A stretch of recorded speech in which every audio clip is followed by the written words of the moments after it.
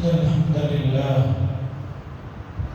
نحمده ونستعينه ونستغفره ونؤمن به ونتوكل عليه ونعوذ بالله من شرور أنفسنا ومن سيئات أعمالنا من يهده الله فلا مضل له ومن يضلله فلا هادي له ونشهد أن لا إله إلا الله وحده لا شريك له ونشهد أن سيدنا ونبينا ومولانا محمدا عبده ورسوله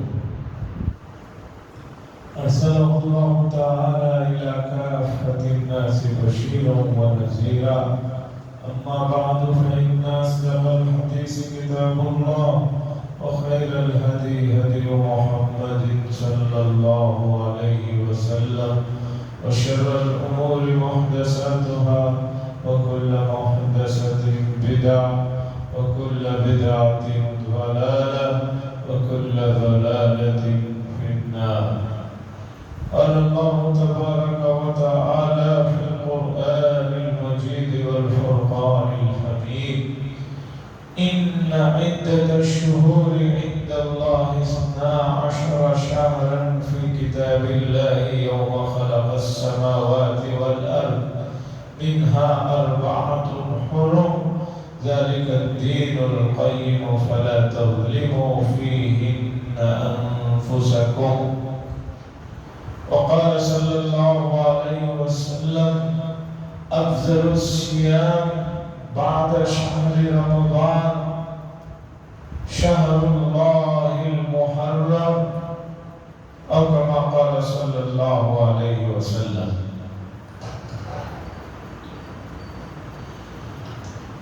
حضرات، جیسے کہ گزشتہ جمعہ یہ بات آپ کے سامنے آئی کہ انشاءاللہ جمعرات کو چاند نظر آنے والا، الحمدللہ چاند نظر آئے، اسی کے ساتھ محرم الحرام کی شروعات ہو گئی اور نیا سال 1447 ہجری بھی شروع ہو گئی. اس مہینے سے متعلق قرآن و حدیث میں جو چیزیں ذکر کی گئی ہیں انہیں سمجھنے کی ضرورت اور معاشرے میں اس مہینے سے متعلق پھیلی ہوئی وہ بے سروپا کی خرافات جنہوں نے معاشرے میں جگہ بنا لی ہے اسے بھی سمجھنے کی ضرورت اور جن چیزوں کو شریعت نے ہمیں اپنانے کا حکم دیا ہے ان کو اپنانا، ان کو پسند کرنا، ان کو اختیار کرنا یہ ہر امتی پر ضروری ہے، فرض عین ہے. ایسا نہیں ہے کہ معاشرے میں ایک آدمی نے ایک کام کر لیا دوسرے کو اس سے چھٹی مل گئی. اللہ کی مرضیات کو جاننا اور اس پر عمل کرنا ہر مومن کی ذمہ داری ہے، ہر مومن کا فریضہ ہے. وہ دوسری چیزوں کے بارے میں کیا جانتا ہے کیا نہیں جانتا یہ الگ مسئلہ، لیکن ہر مومن کی ذمہ داری یہ ہے کہ وہ مرضی مولا اللہ کن چیزوں سے خوش ہوتے ہیں، راضی ہوتے ہیں، پسند فرماتے ہیں، ان چیزوں کا علم حاصل کرنا ہر مومن کے اوپر فرض ہے. ہمارے یہاں لوگ یہ سمجھتے ہیں کہ مجھے نماز پڑھنا آ جاتا ہے اب میرے لیے کافی ہے. اتنا مسئلہ کافی نہیں ہے، اس لیے کہ 24 گھنٹے آپ نماز نہیں پڑھ رہے ہیں. 24 گھنٹے میں مشکل سے 1 گھنٹہ آپ کے لیے نماز کا نکلتا. مشکل سے. باقی 23 گھنٹے تب بھی میں اور آپ اللہ کے بندے ہیں. ان 23 گھنٹوں میں ہم جو کچھ کر رہے ہیں وہ کیا مرضی مولا ہے؟ کیا اللہ کی پسندیدہ چیزوں کو 23 گھنٹوں میں اپنا رہے ہیں، یا وہ 23 گھنٹوں کے سلسلے میں ہمارے پاس نالج ہی نہیں ہے؟ سچ پوچھو تو نالج بالکل نہیں ہے، علم بالکل نہیں ہے. لوگوں کو جب بتایا جاتا ہے کہ ایسی بات ہے، حیرت کا اظہار کرتے ہیں اور یہ ضرور کہتے ہیں ہمیں کسی نے بتایا نہیں. ارے بھائی کیوں کوئی آپ کو بتائے؟ آپ کو جس ذات نے پیدا کیا اس کے سلسلے میں آپ کو خود سیکھنا اور سمجھنا آپ کی بنیادی چیز ہے.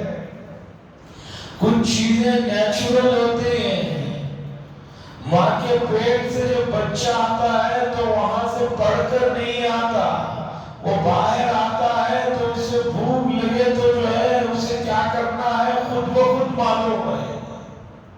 کھانے کا وہاں اندر سے سیکھ کر نہیں آتا، یہاں آتا ہے، نیچرل ہے، وہ سیکھ جاتا ہے. اسی طرح ہر مومن کی یہ ذمہ داری ہے کہ وہ اللہ کی مرضی کو جاننے کے سلسلے میں لگ جائے. اسے کوئی بتائے نہ بتائے یہ کوئی ضروری چیز نہیں ہے.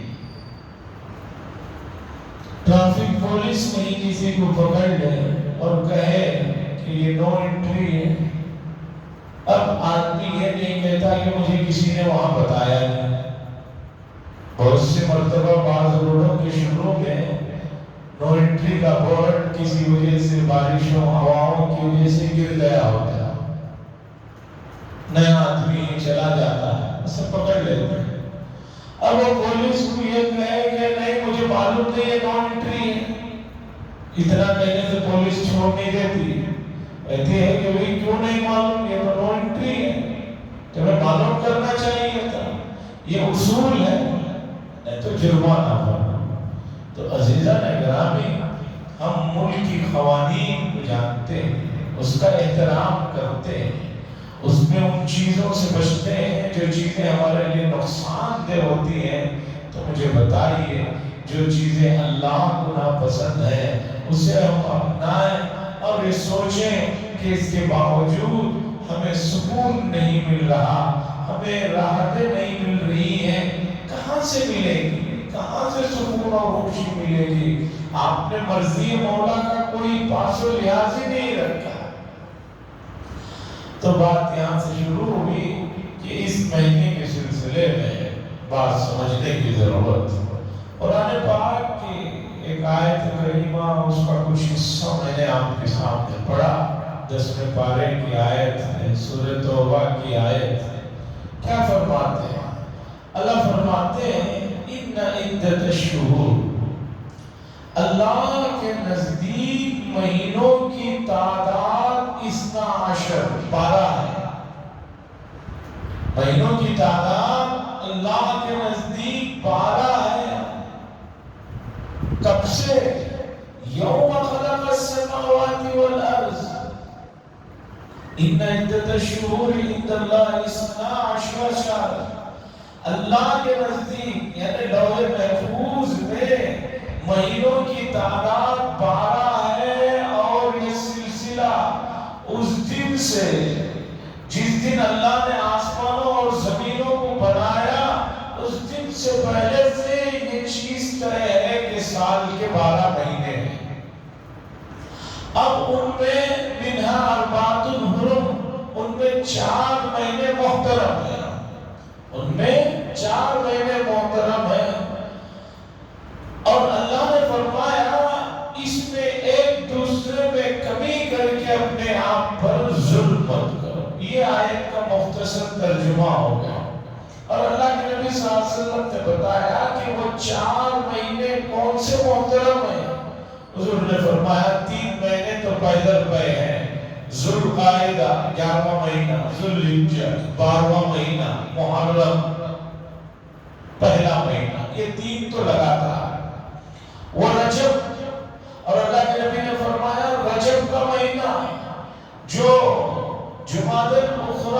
شعبان کے جو بیچ میں رجب کا مہینہ ہے، یہ ایک مہینہ، یہ 4 مہینے محترم ہے۔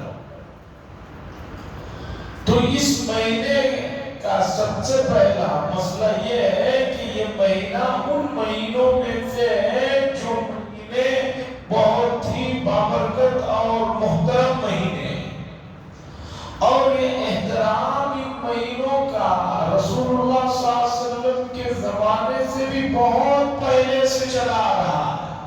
حضرت ابراہیم علیہ السلام کی شریعت سے چلا آ رہا ہے کہ یہ 4 مہینے بڑے محترم مہینے، مقدس مہینے، بابرکت مہینے، اور ان مہینوں میں عام دنوں کے مقابلے میں آدمی کو اللہ کی طرف زیادہ متوجہ رہنے والے مہینے۔ رسول اللہ صلی اللہ علیہ وسلم کے امت پر جو احسانات ہیں، بلکہ انسانیت پر جو احسانات ہیں، امت کہیں گے تو صرف مختصر جماعت رہ جائے گی، نہیں، رسول اللہ صلی اللہ علیہ وسلم کے جو احسانات ہیں پوری انسانیت پر، ان احسانات میں سے ایک احسان آج سنیے۔ رسول اللہ صلی اللہ علیہ وسلم نے حجۃ الوداع کے موقع پر آپ نے جو اپنا آخری حج فرمایا، اس موقع پر ایک خطبہ دیا اور اس میں بات ارشاد فرمائے، الزمان قد استدار كهيئته يوم خلق السماوات والارض۔ زمانہ گھومتے پھرتے ہوئے آج ٹھیک وہیں پر آ کر رک گیا ہے جس حساب سے اللہ تبارک و تعالیٰ نے آسمانوں اور زمینوں کے پیدا کرنے کے موقع پر مقرر فرمایا۔ اب اس مسئلے کو ذرا سمجھیے، ہوتے کیا تھا؟ کفار مکہ سال کو اور مہینوں کو، جہاں ان میں اور بیماریاں اور برائیاں تھیں، ایک بڑی بیماری اور برائی یہ تھی کہ انہوں نے مہینوں کو بدل ڈالا تھا۔ کیوں؟ اس لیے کہ 3 مہینے ذوالقعدہ، ذوالحجہ، محرم، 3 مہینے محترم ہیں اور اس میں جنگ کرنا منع تھا۔ اب ان کے لیے بڑی پریشانی ہوتی کہ وہ 3 مہینے کیسے تلواروں کو میانوں میں رکھ کر بیٹھے رہے۔ تو اس لیے انہوں نے کیا کیا، یہ کہہ دیا کہ بھئی اس سال محرم جو ہے وہ پہلے نہیں آئے گا، سفر کا مہینہ پہلے آئے گا۔ ذوالحجہ ختم ہوا، اب محرم میں تو جنگ منع رہے گی۔ یہ کہہ دیتے نہیں بھئی محرم اس بار بعد میں آ رہا ہے، سفر کو ہم نے پہلے لا لیا ہے۔ اور کبھی کبھی کیا کرتے، جمادی الاخری مہینہ چل رہا ہے، اب چونکہ ختم ہوتے ہی رجب شروع ہو جائے گا، رجب میں لڑائی جھگڑا منع ہے، تو جمادی الاخری ختم ہو کر چاند نظر آتا تو وہ لوگ کہتے نہیں، رجب کا مہینہ ابھی نہیں شروع ہوا ہے، جمادی الاخری کا مہینہ اس سال 60 دنوں کا ہے۔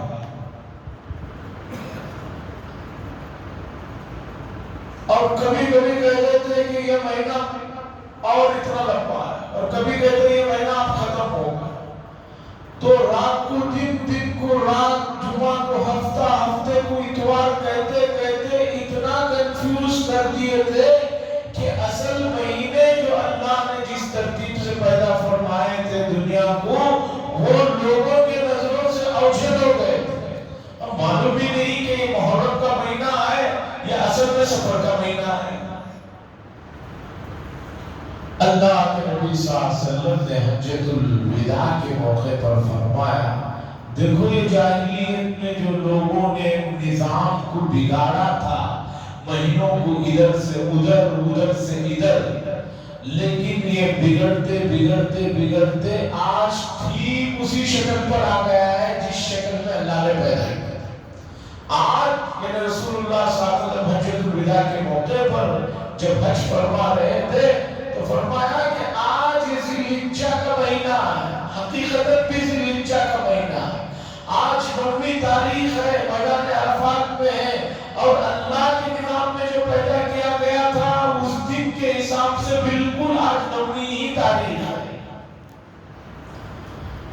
زمانے جاہلیت میں کیا کرتے ہیں، حج کا موسم آتا اور دیکھتے کہ بھئی حج کا موسم ذرا بارش میں آ گیا ہے، کچھ دوسرے اس میں آ گیا ہے، جس کی وجہ سے کاروبار میں ان کی تجارتوں میں فرق پڑ رہا ہے، تو کہہ دیتے کہ ذی الحجہ کا مہینہ ہی ابھی نہیں آیا، لو اب ذی الحجہ کا مہینہ ہی نہیں آیا تو آدمی حج کیسے کرے گا؟ کہہ دیتے کہ بھئی اس سال حج اس موسم میں ہو۔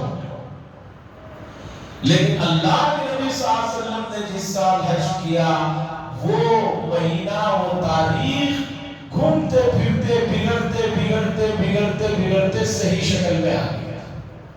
جیسے گھڑی بھی دن میں 2 مرتبہ صحیح وقت بتاتی ہے، گھڑی کھڑ گئی ہے 6 پہ اگر کھڑ گئی ہے پھر بھی دن میں 2 مرتبہ تو ٹائم صحیح بتاتی ہے، رات کے 6 بجے اور دن کے 6 بجے برابر اس موقع پر جب گزرتے ہیں تو 2 اتنا لمحہ جو ہے صحیح ہوتا ہے۔ اس طرح زمانے کی، مہینوں کی اور دنوں کی حساب کتاب گڑبڑ کرتے جاہلیت والوں نے جو نظام بگاڑا تھا، اللہ کے نبی صلی اللہ علیہ وسلم نے حجۃ الموقع پر فرمایا الزمان قد استدار كهيئته يوم خلق السماوات والارض، زمانہ گھوم پھر کر وہی آ گیا ہے جس حیت پر اللہ نے پیدا فرمایا۔ اس لیے آج کے بعد کسی آدمی کو اس بات کی اجازت نہیں ہے وہ یہ کہنے لگے کہ اس سال محرم نہیں صفر کا مہینہ پہلے آ گیا ہے، اور کسی آدمی کو اس بات کی اجازت نہیں ہے کہ یہ مہینہ 30 دن کا نہیں 60 دن کا ہو گیا ہے، اور کسی آدمی کو اس بات کی بھی اجازت نہیں کہ یہ کہنے لگے یہ مہینہ 30 دن کا نہیں 15 دن کا ہے۔ اب یہ سب نہیں چلے گا، اب نظام بالکل وہی چلے گا جو حقیقی نظام اللہ کو پسند ہے، اور وہ یہ ہے کہ مہینہ 29 یا 30 کا ہوتا ہے، اور اس مہینے کے بعد یہ مہینہ ہوتا ہے، اور اس مہینے کے بعد یہ مہینہ ہوتا ہے، یہی ترتیب رہے گی۔ تو رسول اللہ صلی اللہ علیہ وسلم نے حجۃ الوداع کے موقع پر یہ بات جو ہے سمجھائی انسانیت کو کہ تم اللہ کے بنائے ہوئے نظام میں یہ جو درمیان میں خرابیاں پیدا کر رہے ہو اس سے بات آ۔ اس کے بعد اللہ کے نبی صلی اللہ علیہ وسلم نے اور چیزوں کو حجۃ الوداع کے موقع پر ارشاد فرمایا، اور حجۃ الوداع کا جو خطبہ ہے وہ خطبہ منشور ہے پوری انسانیت کے لیے، بنیادی اور اہم نکات ہے اس خطبے میں۔ رسول اللہ صلی اللہ علیہ وسلم نے جو باتیں اس میں ارشاد فرمائی ہے، سونے اور جو ہے اس سے قیمتی کوئی چیز ہے تو اس سے لکھ کر جو ہے دل و دماغ میں بٹھا لینے کی چیز ہے۔ رسول اللہ صلی اللہ علیہ وسلم نے پوچھا حجۃ الوداع کے موقع پر کون سا مہینہ ہے یہ؟ پھر آپ نے بتایا کہ یہ ذی الحجہ کا مہینہ ہے، محترم مہینہ ہے۔ رسول صلی اللہ علیہ وسلم نے پوچھا کون سی تاریخ ہے آج؟ صحابہ نے کہا آپ ہی بہتر جانتے ہیں۔ حضور نے فرمایا 9ویں تاریخ ہے، عرفات والا دن ہے جو حج کا رکن اعظم آج ہوتا ہے۔ حضور صلی اللہ علیہ وسلم نے پوچھا کون سا دن ہے آج؟ صحابہ نے بتایا کہ جمعہ کا دن ہے، محترم دن ہے۔ حضور نے پوچھا کہاں کھڑے ہیں ہم لوگ؟ سب نے بتایا کہ ڈر سے سب نے کہا احترام میں اللہ اور اس کے رسول بہتر جانتے۔ حضور نے فرمایا میدان عرفات پہ کھڑے۔ حضور نے اس کے بعد ارشاد فرمایا لوگوں جیسے یہ مہینہ محترم ہے، یہ تاریخ محترم ہے، یہ دن محترم ہے، یہ جگہ محترم ہے، ان تمام کا احترام اور ان تمام کی جو حرمتیں وہ ایک طرف جمع ہو جائیں تو جتنی بڑی ہے اس سے زیادہ اللہ کے نزدیک یہ بات ہے کہ کوئی آدمی کسی کی عزت، کسی کی مال اور کسی کے جان کو نقصان پہنچائے۔ جس طرح یہ حرمتیں ہیں اسی طرح ہر آدمی کے ذمہ دوسری کی عزتوں کا احترام ضروری ہے۔ کہ حرمت یومکم ھذا فی بلدکم ھذا اور فی شہرکم ھذا، اس لیے کسی آدمی کو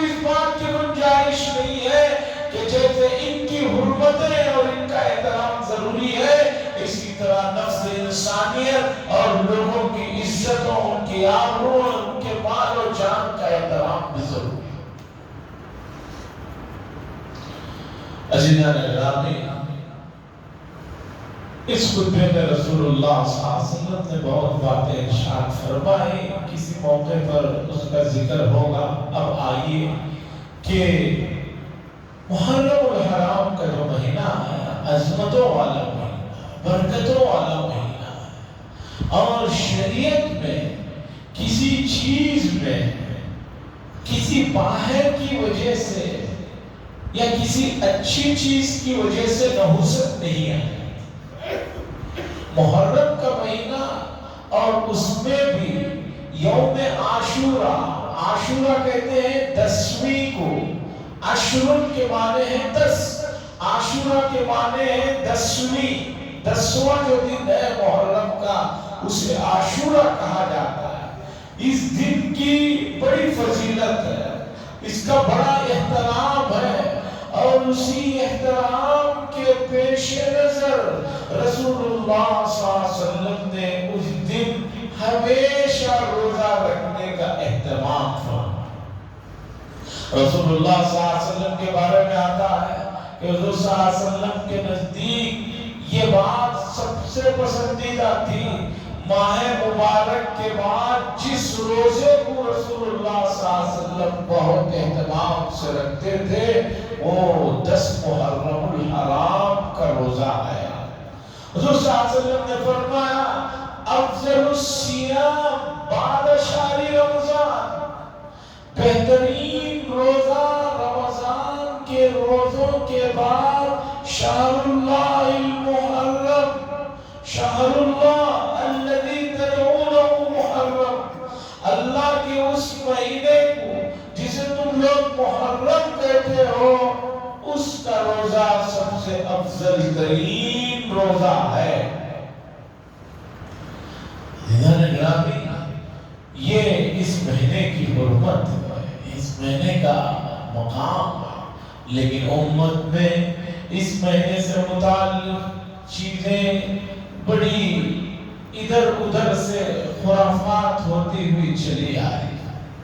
تقریباً 352 ہجری، یہ 1447 ہجری ہے، 352 ہجری تک ماہ محرم کی 10 تاریخ اور محرم کے مہینے میں جو کچھ ہوتا ہے یہ اس کا تصور نہیں تھا۔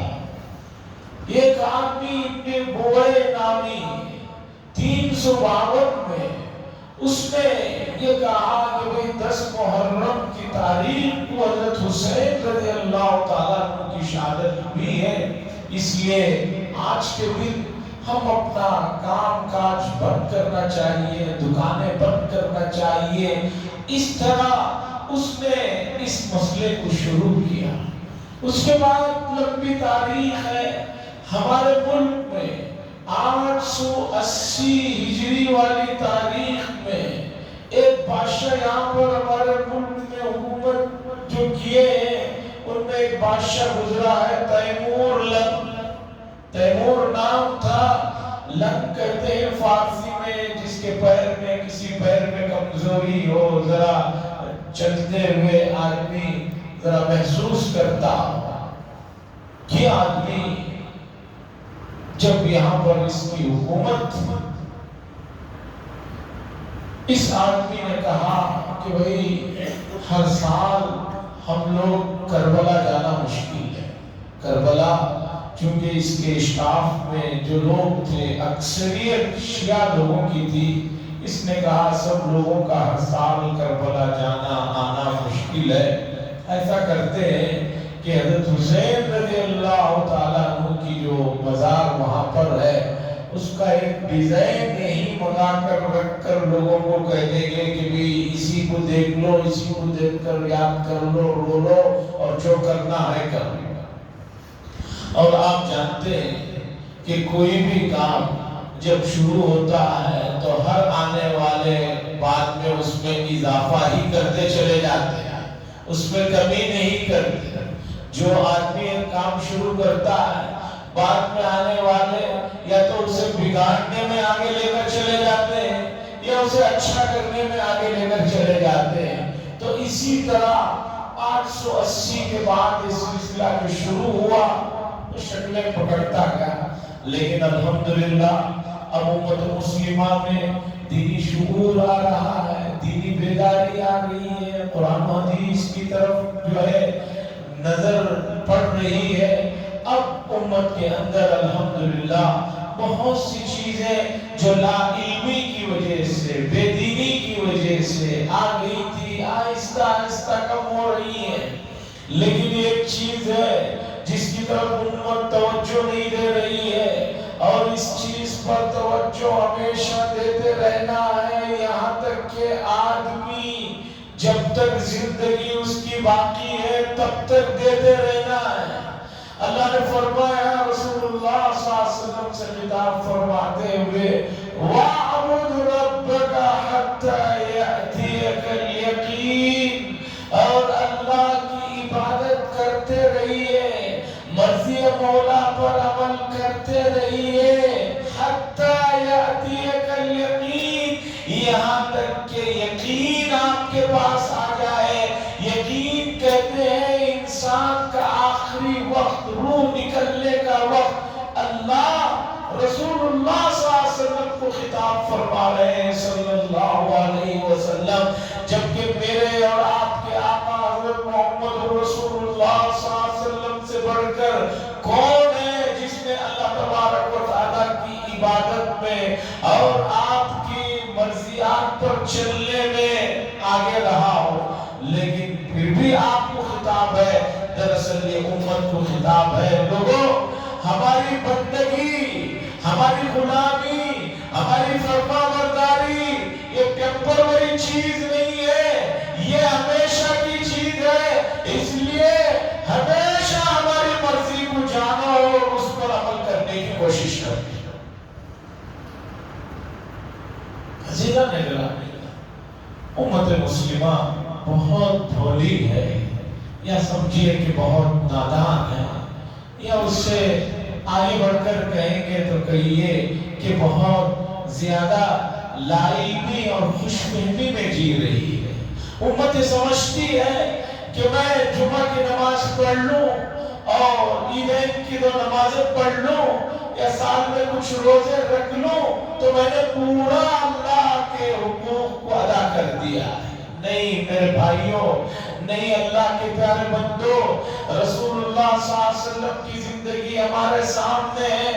امت کی ذمہ داری یہ ہے کہ ہر وقت ہر چیز میں رسول اللہ صلی اللہ علیہ وسلم نے اللہ کی جو مرضیوں کو بتایا ہے، اللہ کی جو پسندیدہ چیزوں کو جو بتایا ہے، اسے جانو، اسے سیکھو اور اس پر عمل کرو۔ کون سا موقع ایسا ہے کہ جہاں رسول اللہ صلی اللہ علیہ وسلم نے امت کی رہنمائی نہ فرمائی ہو، تلقین نہ فرمائی ہو، تعلیم نہ دی ہو؟ مسجد میں داخل ہونے کا طریقہ، مسجد میں داخل ہوتے ہوئے دعائیں پڑھنے کو سکھایا، مسجد سے نکل کر کس طرح جانا، کون سا پیر نکالنا، جوتے اور چپل میں کون سا پہلا پیر داخل کرنا، گھر میں داخل ہونے کی دعا ہو، گھر سے نکلنے کی دعا ہو، گھر میں داخل ہونے کا طریقہ ہو، کون سی جگہ ایسی ہے جہاں پر رسول اللہ صلی اللہ علیہ وسلم نے امت کی رہنمائی نہ فرمائی ہو؟ بیت الخلاء جانے کا طریقہ ہو، آنے کا طریقہ ہو، پانی پینے کا طریقہ ہو، کھانا کھانے کا طریقہ ہو، بڑوں سے بات چیت کا طریقہ ہو، چھوٹوں سے بات چیت کا طریقہ ہو، اپنے دوست احباب متعلقین حتیٰ کہ اپنے پڑوسیوں میں غیر مسلموں کے ساتھ اٹھنے بیٹھنے کا معاملہ ہو، بات چیت کا معاملہ ہو، ہر معاملے میں اللہ کے نبی صلی اللہ علیہ وسلم نے اللہ جس چیز سے خوش ہوتے ہیں اسے تفصیل کے ساتھ بتا دیا۔ اور حضرات صحابہ قربان جائیے، انہوں نے رسول اللہ صلی اللہ علیہ وسلم کی ایک ایک ادا کو، ایک ایک چیزوں کو ایسے بیان فرمایا ہے گویا اس چیز کو ہم جب پڑھتے ہیں، خاص طور پر جو حضرات عربی زبان کو پڑھنے والے ہیں، سمجھنے والے ہیں، ان کو ڈائریکٹ جب احادیث کو پڑھتے ہیں تو ایسا محسوس ہوتا ہے جیسے اب ہم دیکھ رہے ہیں اس چیز کو، جو ہمارے سامنے یہ چیز ہو رہی ہے۔ اتنی چیزوں کو رکھا، ایسے میں امت محمدیہ صرف اگر یہ سمجھ رہی ہے کہ 5 وقت نماز پڑھنے سے پورا مسئلہ حل ہو گیا ہے، پورا کام ہم نے کر لیا ہے، تو یہ نادانی ہے۔ شریعت نے آپ کو ہر موقع پر رہنمائی فرمائی ہے۔ تو عزیزان گرامی، ماہ محرم کا یہ جو مہینہ ہے، یہ مہینہ ایسا ہے کہ اس مہینے میں رسول اللہ صلی اللہ علیہ وسلم نے روزہ رکھنے کو پسند فرمایا۔ حضرت حفصہ رضی اللہ تعالیٰ عنہ فرماتی ہے کہ 4 چیزیں رسول اللہ صلی اللہ علیہ وسلم نے کبھی ترک نہیں فرمائے۔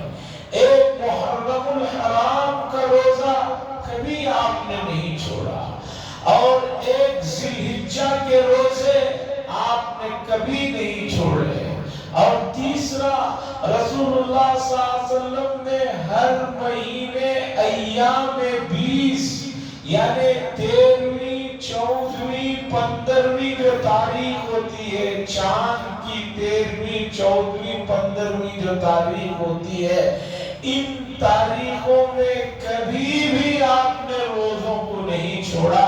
اور چوتھی چیز حضرت حفصہ رضی اللہ تعالیٰ عنہ فرماتی ہے کہ فجر سے پہلے کی سنتوں کو رسول اللہ صلی اللہ علیہ وسلم نے کبھی نہیں چھوڑا، بڑے اہتمام سے وقت سے پہلے اسے جو ہے آ کر فرض سے پہلے اہتمام سے ادا فرمایا کرتے۔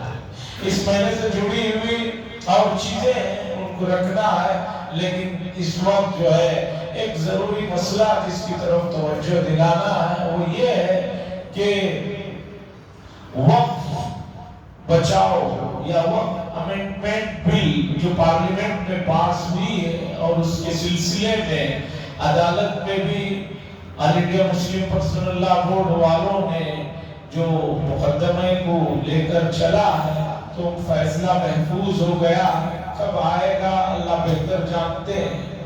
تو اس سلسلے میں پورے ملک میں اس مسئلے کو لے کر امت میں جو بیداری لانی چاہیے، اور اس سلسلے میں پورے ملک کے مختلف علاقوں میں پروگرام ہوئے ہیں۔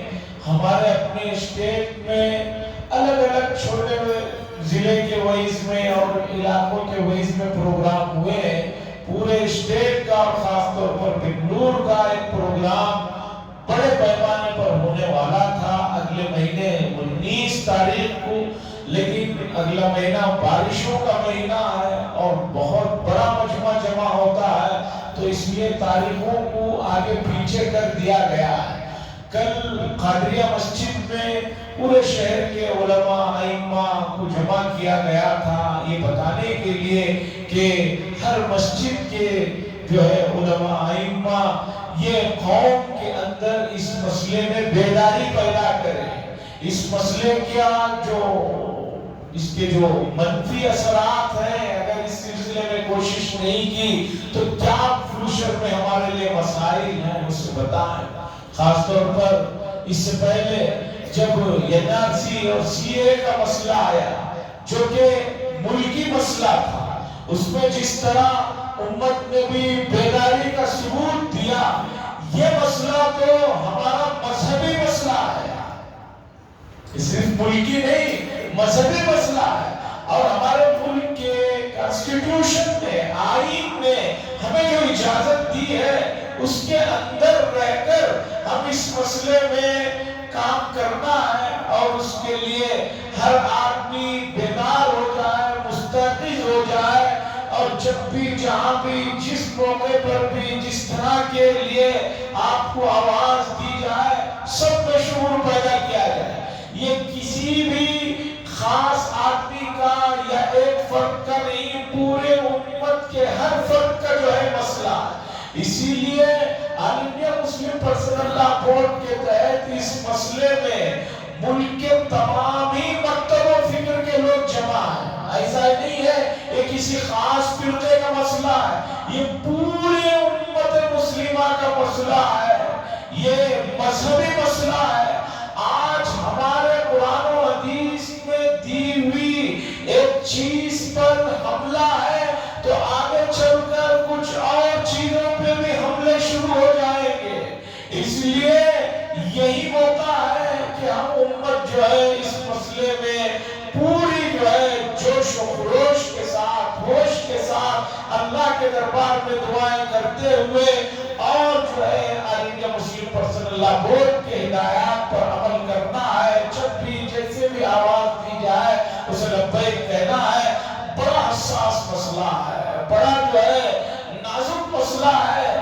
اس مسئلے سے جڑی ہوئی جو خدشات ہیں اور جو چیزیں ہیں آپ ان سے اندازہ نہیں لگا رہے ہیں۔ اس کا ابھی تک مکمل لفاظ نہیں ہوا ہے۔ اس کے جو ہے برے اثرات ملک کے بعض صوبوں میں مساجدوں کو، مدارسوں کو، درگاہوں کو ڈھانے کا کام شروع ہو گیا ہے۔